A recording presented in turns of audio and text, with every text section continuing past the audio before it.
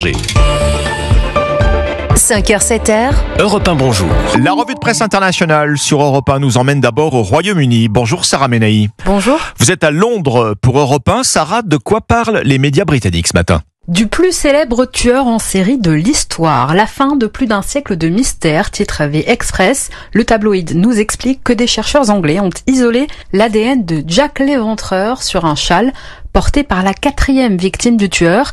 L'ADN a ensuite été comparé à celui de plusieurs descendants de l'un des principaux suspects. Et ça a matché.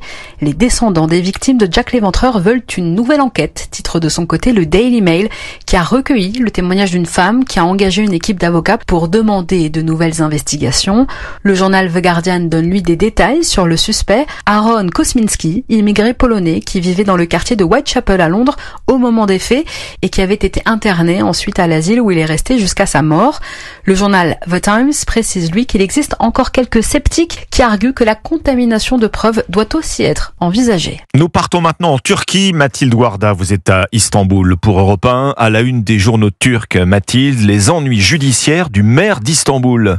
Les poursuites judiciaires contre le maire d'Istanbul s'accumulent dans un tour de vis contre l'opposition. Ekrem İmamoğlu est notamment accusé d'avoir insulté publiquement un fonctionnaire, explique le site Yetkin Report.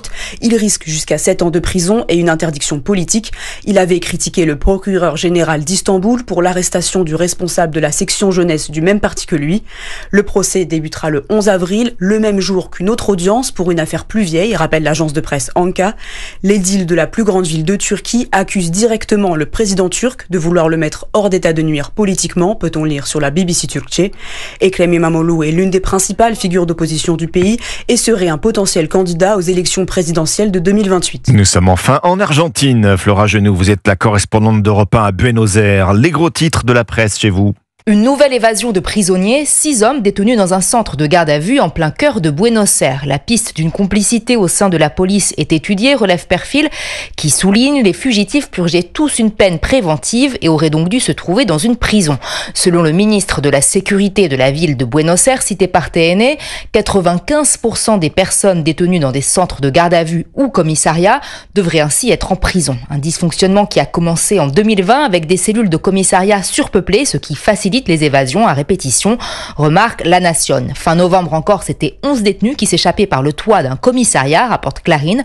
La construction d'une prison dans la banlieue de la capitale devrait remédier à cette situation, mais les travaux sont à l'arrêt depuis 5 ans, indique La Nation. Flora Genoux, correspondante d'Europe 1 à Buenos Aires. C'était votre revue de presse internationale sur Europe 1. Europe 1, bonjour.